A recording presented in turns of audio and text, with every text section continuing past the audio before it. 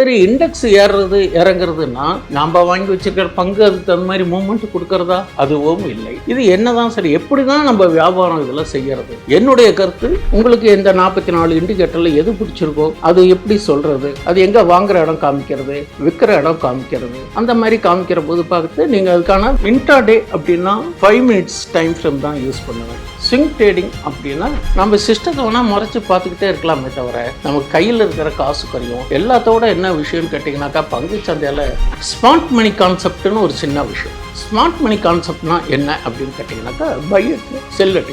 ஏன் சார், நம்ம வாங்குறதா லோன் நினச்சிருக்கோம், ஹைனா இதுக்கு மேலே நம்ம விற்றதான் ஹைன்னு நினச்சிருக்கோம். அதுக்கு பேர் ஸ்மார்ட் மணி கான்செப்ட் இல்லை. டெக்னிக்கல் இண்டிகேட்டர், உங்களுக்கு இந்த 44 இண்டிகேட்டரில் எது பிடிச்சிருக்கோ, பங்கு சந்தையும் சைடு வேஸில் இருக்குது. அப்போது தங்கம் உலக காரணிகள், பட் ரேட் ஆஃப் இன்ட்ரெஸ்ட், அந்த போர் சூழல், இதுக்கெல்லாம் தகுந்த மாதிரி கட்டுமானத்தின் வலிமை, கட்டிடங்களின் பாதுகாப்பு. ஸ்ரீ துர்கா டிஎம்டி கம்பிகள். TVR garden signature living T Nagar இப்போ திருவள்ளூருக்கு வந்தாச்சு. Near DMart on new bypass road, Tiruvallur நகராட்சிக்குட்பட்டது. பிளாட் 20 லட்சம் முதல். கான்டாக்ட் 9955118814.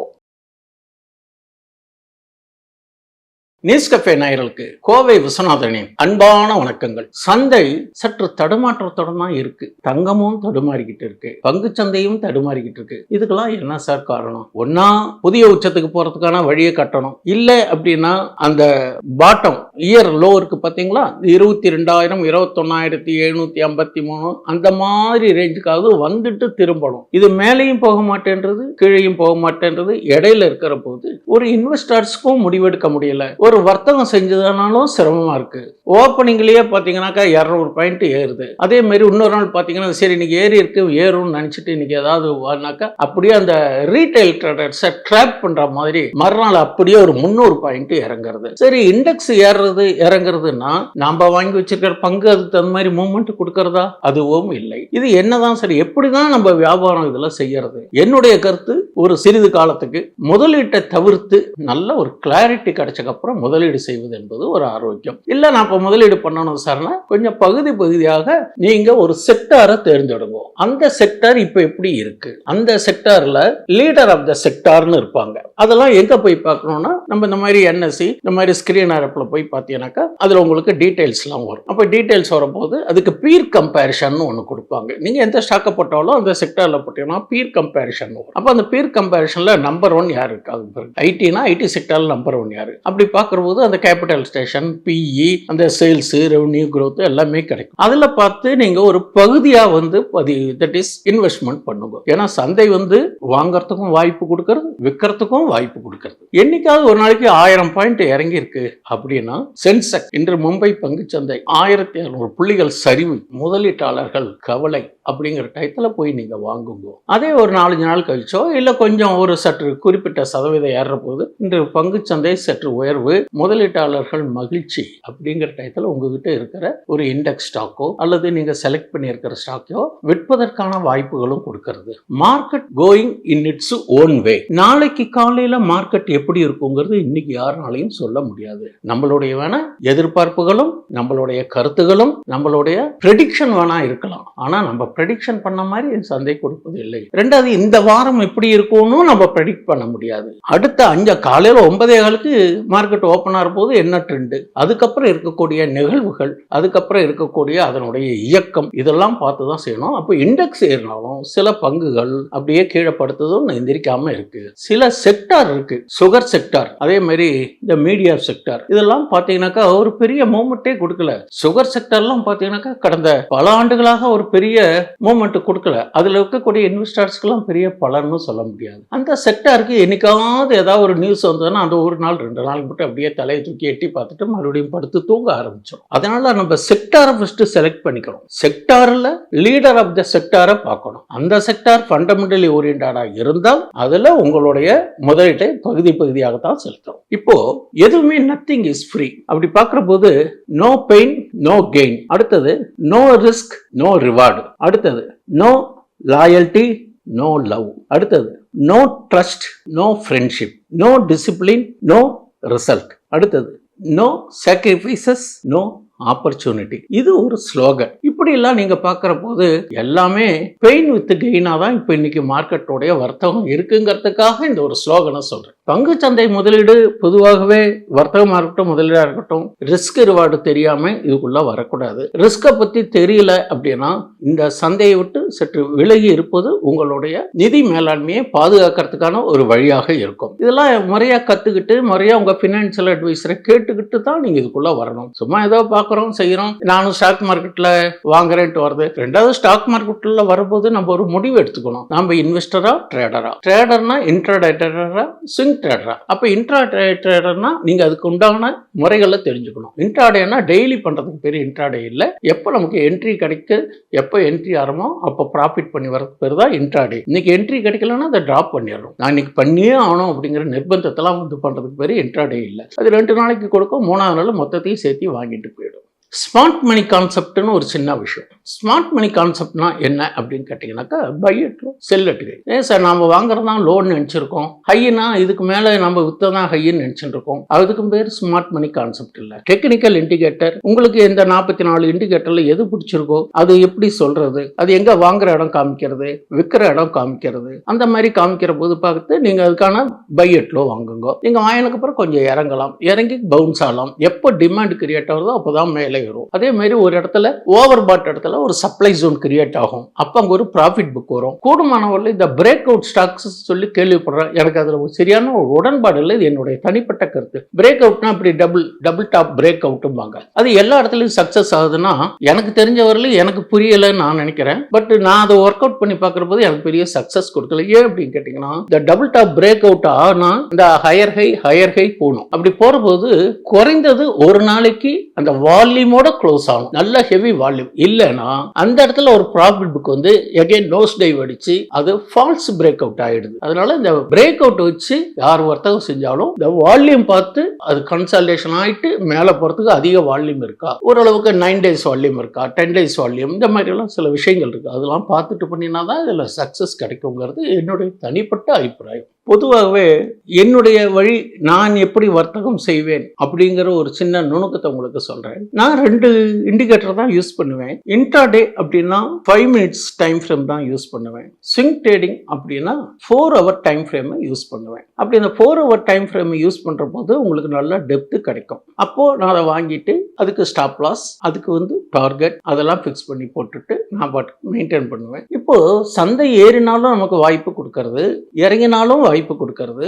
நாம இதுல என்ன பண்றோம் நுணுக்கம் தெரிஞ்சு பண்ணினாலும் இது நமக்கு சந்தை சாதகமாக இருக்கும். அப்போ நீங்க என்ன சார் இண்டிகேட்டர் யூஸ் பண்றீங்கன்னு உங்களுக்கு ஒரு மனசுல நியாயமான ஒரு கேள்வி வரும் இல்லையா? நான் பார்க்குற இண்டிகேட்டர் RSI இண்டிகேட்டர் பார்ப்பேன், EMA. அதுல பாத்தீங்கன்னா உங்களுக்கு இந்த மூவிங் ஆவரேஜஸ் எல்லாம் கிடைக்கும். இந்த 50 day மூவிங் ஆவரேஜுக்கு மேல இருந்தா அதெல்லாம் நான் என்ட்ரி ஆகும். அப்போ அதுக்கு ஸ்டாப் லாஸ் வச்சுக்க போது ப்ரீவியஸ் டே லோ வச்சுட்டு பண்ணுவோம். நிறைய நுணுக்கங்கள் இருக்கு. நமக்கு கால அவகாசம் இருந்ததுன்னா ஒரு நாளைக்கு ஒரு சப்ஜெக்டை பேசிட்டு தான் இருக்கும். இப்போ சமீப காலமாக நமக்கு ஐடி செக்டார் ரொம்ப பெரிய சரிவை சந்திச்சுட்டு இருக்கு. ஒரு சந்தையில வந்து சரிவுக்கென்று நம்ம வந்து மனம் தளரக்கூடாது. சந்தை சரிவுகள் என்பது காத்திருந்து நாம ஓரளவுக்கு பாட்டம் ஃபிஷ்ஷை பிடிக்கிற மாதிரி நமக்கு ஒரு வாய்ப்பு கொடுத்துருக்கு. இந்த ஐடி செக்டார் எதனால இறங்கி இருக்கு, ஏன் இப்படி இறங்கிது, இதற்கான காரணம் என்ன? அப்போ நம்ம எல்லாத்துக்கும் தெரிஞ்சது அந்தராப் AI ஒரு நிறுவனம் சான் பிரான்சிஸ்கோல இருக்கிறனுடைய ஒரு அறிவிப்பு, அதனுடைய முக்கிய ஈடுபாடு. இதனால் வந்து ஐடி செக்டாருக்கு ஒரு சரிவுகள் வரலாம் என்று கணிக்கப்பட்டு அந்த ஐடி செக்டார்லாம் வீக் அடைஞ்சுக்கிட்டு இருக்கு. கடந்த 2008 தான் இந்த மாதிரி ஐடி செக்டார் நல்ல பாட்டம் ஆச்சு. இப்போ பார்த்தீங்கன்னாக்கா ஹைல இருந்து பார்த்தீங்கன்னா 18-19% இந்த ஐடி செக்டாருடைய ஸ்டாக்ஸுகள் இறங்கி இருக்கு. இப்போ இதை போய் வாங்கலாமா சார்னு உங்களுக்கு ஒரு மனசுக்கு ஒரு நியாயமான கேள்வி வரும். அப்படி நீங்க பாட்டமா இருக்குன்னு நீங்க தீர்மானம் பண்ணிட்டீங்கன்னாக்கா டெக்னிக்கல் எல்லாம் பார்த்துட்டு ஒவ்வொரு பகுதியாக வாங்குவது என்பது ஒரு வாய்ப்பு கொடுத்துருக்குங்கிறது என்னுடைய கருத்து. ஆனா இது எத்தனை நாளைக்கு இது தொடரும்னு சொல்ல முடியாது. ஏதோ இதுக்கு ஒரு மாற்று ஏற்பாடு அல்லது ஒரு பேச்சுவார்த்தைகள்லாம் வந்து ஒரு சுமூகமான முடிவு ஏற்றாலும் திரும்பி உடனே திரும்பறதுக்கான வாய்ப்புகள் இருக்கு. 2008 இறங்கிட்டு இப்ப பாத்தீங்கன்னா புதிய உச்சம் வரலையா, புதிய உச்சம் வந்துட்டு மறுபடியும் இறங்குறதுக்கு வாய்ப்பு கொடுத்திருக்கு. அதனால உங்க நிதி ஆலோசனை கேட்டு கேட்டுட்டு அதுக்கு தகுந்த மாதிரி வர்த்தகம் செய்வதும் முதலீடு செய்வது என்பது ஆரோக்கியம். அதே மாதிரி கேண்டில்ஸை பார்க்கவே கூடாது. ஒரு வர்த்தகத்தில் கேண்டில்ஸ் பார்க்கவே கூடாது. கிரீன் கேண்டில் பார்த்தீங்கன்னா நல்ல வால்யூமாகி பெருசாக இருக்கும்.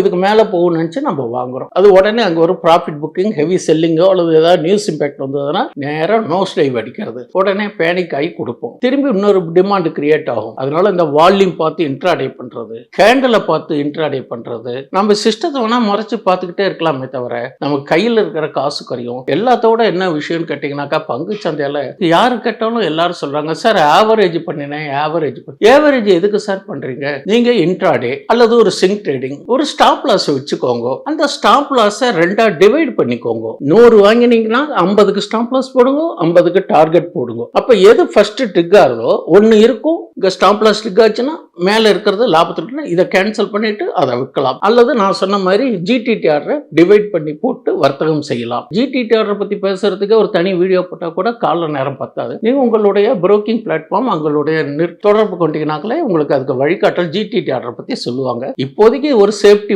இந்த மாதிரி கால சூழ்நிலையில நமக்கு கிரீன் கேண்டில் தெரியும், ரெட் கேண்டில் தெரியும். இப்ப புதுசா நமக்கு மறைமுகமா தெரியாத கேண்டில் ட்ரம்ப் கேண்டில். அவர் ட்விட்டு போட்டா திடீர்னு காலையில அப்படியே மேல இருந்து கீழே ஒரு நோஸ் டைவ் அடிக்கிறது. அவர் எந்த ட்விட்டும் போடலனாக்கா அமைதியா மேலே ஏறுறது. Tariff issue. டேரிஃப் என்ன, ஒன்னும் கிளாரிட்டி கிடைக்கல. ஒரு சிலருக்கு டேரிஃப் இருக்குன்றாங்க, இன்னொரு சிலருக்கு டேரிஃப் இல்லைன்றாங்க. அப்போ டேரிஃபுக்கு சம்பந்தப்படாத ஸ்டாக்குகள் என்ன சார்? பேங்கிங் செக்டார், பைனான்சியல் செக்டார்லாம் டேரிஃபுக்கு கவர் ஆகல. இப்போதைக்கு நம்மளுடைய சந்தையை ஓரளவுக்கு ஸ்டெபனா காப்பாத்திக்கிட்டு இருக்கிறது இந்த banking sector, auto sector, financial sector. இதெல்லாம் நம்மள ஓரளவுக்கு ஸ்டெபிலைஸ் பண்ணிக்கிட்டு இருக்கு. பெரிய அளவில் IT செக்டார் இறங்கினாலும் மெட்டல் செக்டார்லாம் நம்மள ஓரளவுக்கு சேவ் பண்ணி இண்டெக்ஸை ப்ரொடெக்ட் பண்ணிக்கிட்டு இருக்கு. இப்போ தங்கம் பார்த்தீங்கன்னா, தங்கத்தில் என்ன விஷயம் அப்படின்னு கேட்டீங்கன்னா, தங்கம் 14,587க்கு இன்னைக்கு சந்தை விலை. இப்போ நம்ம பதிவு பண்ற நேரத்தில் இப்போ இது 22 கேரட். சரி, இப்போ அதே மாதிரி MCX பார்த்தீங்கன்னாக்கா 1,60,950 நமக்கு ட்ரேடிங் ஆகிட்டு இருக்கு. இது ஏப்ரல் 26 வர்த்தகம் ஆகிட்டு இருக்கு. இப்போ 52 வார உச்சம் பார்த்தீங்கன்னா 1,93,096. அப்போ 50 இயர் லோ பார்த்தீங்கன்னா 1,01,107. இப்போ தங்கத்தை பொறுத்தவரையும் பார்த்தீங்கன்னா அதுவும் சைடு வேஸ்ல தான் இருக்கு. தங்கமும் சைடு வேஸ்ல இருக்கு, பங்கு சந்தையும் சைடு வேஸ்ல இருக்கு. அப்போ தங்கம் உலக காரணிகள், பட் ரேட் ஆஃப் இன்ட்ரெஸ்ட், அந்த போர் சூழல், இதுக்கெல்லாம் தகுந்த மாதிரி ஒரு ரிசர்வுக்கு மெயின்டைன் பண்றதுனால இது பினான்சியல் ஓரியன்டட் கோல்டு, வெள்ளி இண்டஸ்ட்ரியல் ஓரியன்டட். அதனால இது டாலருடைய பிரைஸ், நம்மளுடைய இந்தியன் ருப்பி, இதுக்கு தகுந்த மாதிரி தங்கம் ஏற்ற இறக்கத்தை இந்த மாதிரி வர்த்தகம் ஆகிட்டு இருக்கு. ஒரு ஸ்டெபிளைஸா இல்லாம மேலேயும் போகாம கீழேயும் போக முடியாது, சைடு வேஸ்ல ஆயிட்டு இருக்கு. ஒரு ஸ்ட்ராங் சப்போர்ட் அப்படின்னு பாத்தீங்கன்னாக்கா US டாலர் பேஸ் பண்ணி இப்போ இருக்கக்கூடிய ட்ரெண்ட் அடிப்படையில் $4,500 பர் அவுன்ஸ் ஒரு ஸ்ட்ராங் சப்போர்ட். சப்போஸ் வளைகுடா நாடுகள் மற்றும் உலக அளவில் வேற எந்த நாடுகளில் ஏதாவது போர் மேக சூழல்கள் இருந்தால் தங்கம் ஏறுவதற்கான வாய்ப்புகள் உள்ளது. புதிய உச்சத்தை எட்டி பார்க்கறதுக்கும் ஒரு வாய்ப்புகள் உண்டு. சரி, இப்படியே போய்கிட்டு சார் குறையறதுக்கு வாய்ப்புகள். சந்தை மதிப்புல பார்த்தீங்கன்னாக்கா 13,000 என்பது 22 கேரட் ஒரு ஸ்ட்ராங் சப்போர்ட்டுங்கிறது நம்ம இருக்கக்கூடிய இண்டிகேட்டர் அடிப்படையில் நம்ம ஒரு கருத்து தான் சொல்றோமே தவிர இது ஒன்றும் பரிந்துரை இல்லை. அதனால தங்கமா இருக்கட்டும், பங்கு சந்தையா இருக்கட்டும், சற்று நிதானமாகவும் விழிப்புணர்வோடவும் முறையான ட்ரிக்ஸ் அண்ட் டெக்னிக்ஸ் ஃபாலோ பண்ணி உங்களுடைய பினான்சியல் அட்வைசரை கேட்டு வர்த்தகமோ முதலீடோ செய்வது என்பது ஆரோக்கியமானது. எந்த பங்குலையும் இப்போதைக்கு சூழ்நிலையில அதிக தொகையை மூலதனம் செய்யறதுக்கோ முதலீடு செய்யறதுக்கோ உரிய காலம் இல்லை என்பது என்னுடைய தனிப்பட்ட கருத்து. நமக்கு ஒரு கிளாரிட்டி கிடைச்சக்கப்புறம் நீங்க முதலீடா இருக்கட்டும் அல்லது அதுக்கு தகுந்த மாதிரி விகிதாச்சார அடிப்படையில் செக்டர் வைஸா செலக்ட் பண்ணி டைவர்சிபிகேஷனா பண்ணுறதுங்கிறது ஒரு ஆரோக்கியமான முதலீடு. வர்த்தகம் இருந்தால் நீங்க முறையா ஸ்டாப் லாஸ் போட்டு வர்த்தகம் செய்வது என்பது உங்களுடைய கேபிட்டல் எரோஷனை பாதுகாக்கும். நான் இதில் எந்த ஸ்டாக்கையும் எந்த துறையும் மீண்டும் சொல்கிறேன், நான் எதையும் பரிந்துரை செய்யவில்லை. உங்களுடைய வர்த்தக முதலீடு உங்களுடைய நிதி ஆலோசனை கேட்டு நீங்கள் முடிவு எடுத்துக் கொள்வது என்பது ஆரோக்கியமானது. மீண்டும் அடுத்த பதிவில் நல்ல தகவலுடன் சந்திப்போம். வாய்ப்பு கொடுத்தமைக்கு நன்றி. நேயர்களுக்கு நன்றி. வணக்கம். இந்த வீடியோ உங்களுக்கு பிடிச்சிருந்தா லைக் பண்ணுங்க, ஷேர் பண்ணுங்க, கமெண்ட் பண்ணுங்க. மறக்காம பெல் பட்டனை கிளிக் பண்ணிட்டு சப்ஸ்கிரைப் பண்ணிடுங்க.